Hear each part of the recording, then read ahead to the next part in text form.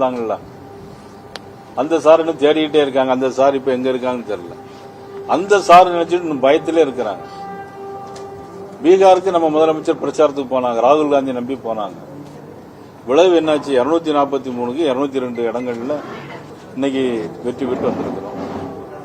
ஏதோ இன்னொரு ஆள் புதுசா யாரோ பெருசா கட்சியை உருவாக்கி வரன்ட்டு 15% 20% இருக்குன்னாங்க.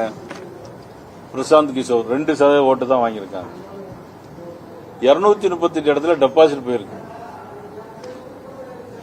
அங்க முதலமைச்சர் வேட்பாளராக இருந்த தேசிய யாதவே தப்பிச்சம் பழச்சம்னு ஜெயிச்சிருக்காரு. ஆக சார்ங்கிறது வாக்காளர் இறந்து போனவர்களை விடுவிக்கணும். புதிய வாக்காளர்கள் வயதுக்கு 18 வயது நிரம்பிகளை வாக்காளர்களை சேர்க்கணும்.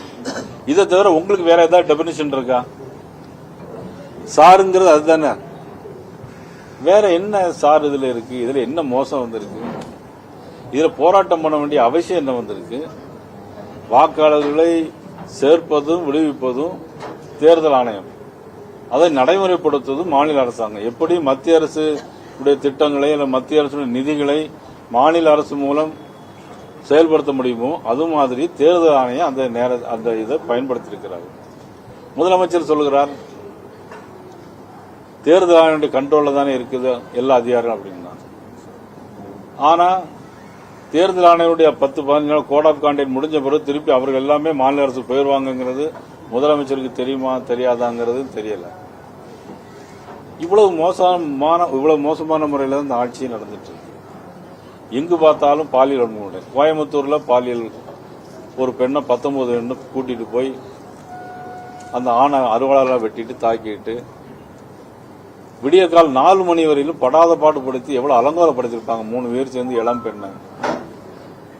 இன்னைக்கு 18,200 பாலியல் வன்கொடுமை நடந்திருக்கிறது. 631 கொலை குற்றங்கள் நடந்திருக்கிறது. 32 லாக்அப் டெத் மரணங்கள் நடந்திருக்கு. யாருடைய ஆட்சியில? நம்மளுடைய முதலமைச்சர் ஆட்சியில். இதெல்லாம் விட்டு போட்டு சார்னு சொல்லிட்டே இருக்கிறாங்க. என்னன்னு புரியல எங்களுக்கு. முந்தா நாள் சாயங்காலம் வரையிலும் 40% வேலை நடந்திருக்கு அப்படின்னு சொல்லி சொன்னாங்க. பிறகு திமுக அறிவாலயத்திலிருந்து எதுவும் செய்து போச்சான்னு தெரியல. நேற்று காலையில 100% வேலைகள் முடிஞ்சிருச்சு அப்படின்னு சொல்றாங்க. இதுல சார்ல என்ன இருக்குங்கிறது யாருக்குமே புரியல. ஒரு பயம் காட்டுற மாதிரி தான் இருக்கு. வேற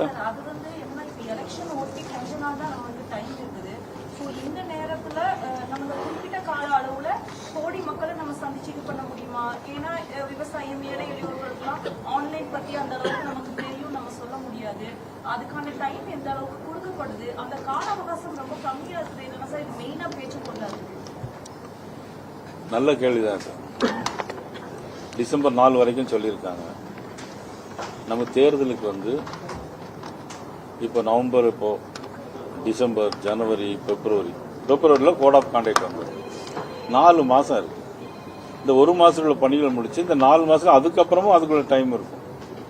அந்த கடைசி அந்த தேர்தலுடைய தேதி வர்ற வரைக்கும் நம்மளுடைய பெயர்களை சேர்க்கவோ நீக்கவோ ஃபார்ம் 6, 7, 8 இதை பயன்படுத்துவதற்கு நமக்கு உரிமை. இது நடைமுறையில் உள்ளது. எல்லா தேர்தல் காலத்திலும் நடைமுறை உள்ளது. ஏற்கனவே 10 முறை 2000 ஆண்டு 10 முறை முடிச்சிருக்கிறாங்க. இப்போ 2000க்கு அப்புறம் 1 முறை 2 முறை நடத்திருக்காங்க. இதுல என்ன குளறுபடி இருக்கு அப்படிங்கிறது எங்களுக்கு தெரியல. நீங்க ஆட்சியை ஒழுங்கா நடத்துங்க. கள்ளச்சாரம் இல்லாம பாருங்க. போதைப் பொருட்கள் கஞ்சா இல்லாம பாத்துக்கிடுங்க. வாக்காளர்கள் சேர்ப்பது நீக்குதுல போய் சார்னு சொல்லி ஒரு பெரிய பயத்தை காட்டி இதெல்லாம் தேவையான விஷயமாங்கிறதா எனக்கு புரியல. வேற பெண்கள் சார்ந்த விஷயத்துல நிறைய கொடுமைகள் நடக்குது. அதுல வரதட்சணைங்கிறது ஒரு முக்கியமான விஷயம். அந்த வரதட்சணையில கோல்டுங்கிறது ஒரு முக்கியமான விஷயம். அந்த வரதட்சணை எடுத்துக்கிட்டோம்னா நம்ம நாகர்கோவில் சைடா இருக்கட்டும், கேரளா சைடா இருக்கட்டும் ரொம்ப அதிகமா இருக்குது. அதனால மக்கள் நிறைய பாதிக்கப்படுறாங்க. சோ இந்த கோல்டுல இருந்து இந்த வரதட்சணையில இருந்து மக்கள் அவேர்னஸ் கொண்டு வரணும்னா உங்க கட்சி சார்பா எந்த மாதிரி முன்னெடுப்புகள்லாம் எடுக்கணும்னு நினைக்கிறீங்க? மக்கள் கிட்ட கேரளால அந்த மாதிரி சைடுலாம் சொல்லுங்க. கேரளால வரதட்சணை நிச்சயமா ரொம்ப ஒண்ணு இருக்காது. நிறைய ஜுவல்ஸ் டிமாண்ட்ஸ் இருக்குது. அதனால பெண்கள் நிறைய பாதிக்க இல்ல. நீங்க சொல்றது உண்மைதான். இப்போ நீங்க சொல்றது நல்ல யோசிக்கப்பட வேண்டிய விஷயம். நிச்சயமா 2026 தேசிய ஜனநாயக கூட்டணி எங்களுடைய ஆட்சி வரும்பொழுது பெண்களுக்கான தனி சட்டங்களில் இப்பொழுது பாலியல் வன்கொடுமைக்கு தனி சட்டம் ஏற்றுவது போல இந்த வரதட்சணைக்கும் நிச்சயமாக ஒரு தனி சட்டங்கள் நிச்சயமாக ஏற்றுவதற்கு நிச்சயமாக நாங்கள் முயற்சி செய்வோம். சார், பீகார்ல நடந்தது மாதிரி தமிழ்நாட்டில் நடக்க வாய்ப்பில்லை. இங்க எங்களுடைய கூட்டணி ஸ்ட்ராங்கா இருக்குது, எக்ஸு கூட்டணி அப்படின்னு சொல்லி செல்வ பிறந்தகை சொல்றாரு. பீகார்ல அவங்க வாங்கின தொகுதி எத்தனை தெரியுமா? 6 தொகுதியிலும் ஜெயிச்சிருக்காங்க. பீகார்ல 6 தொகுதியிலும் ஜெயிச்சிருக்காங்க. நான் மதிப்புக்குரிய செல்வ பிறந்த எனக்கு அடுத்தாலும் சட்டமன்றத்தில் இருக்காரு. எனக்கு உண்மையில் நாங்கள் ஃப்ரெண்ட்லியா தான் இருப்போம். கட்சி ரீதியாக வரும்போது அவர் சொன்ன கருத்துக்கு நான் பதில். அவர் திமுக விட்டு தனியாக நிற்பதற்கு தயாராக ஒண்ணு. கூட்டணியை வைத்துக் கொண்டுதான் இன்னைக்கு திமுகவே இன்னைக்கு எல்லாரையும் ஏமாற்றிட்டு இருக்கிறாங்க. கூட்டணி மட்டும்தான் ஆட்சி அமைக்கணும் அப்படின்னா 2011 திமுக தான் ஆட்சி அமைச்சிருக்கணும். இன்னைக்கு மக்கள் விரோத போக்கு இங்க பாருங்க. சொத்து வரி 300% கூட்டியிருக்காங்க. மக்கள் யோசிச்சு பார்ப்பாங்க. தேர்தல் நேரத்தில் தான் அவங்களுக்கு ஒரு ஆட்சிக்கு மாற்றம் வேணும்னா தேர்தல் நேரத்தில் தான் அவங்க எல்லாம் பண்ணுவாங்க. சொத்து வரி உயர்வு, மின்சார கட்டண உயர்வு 300%.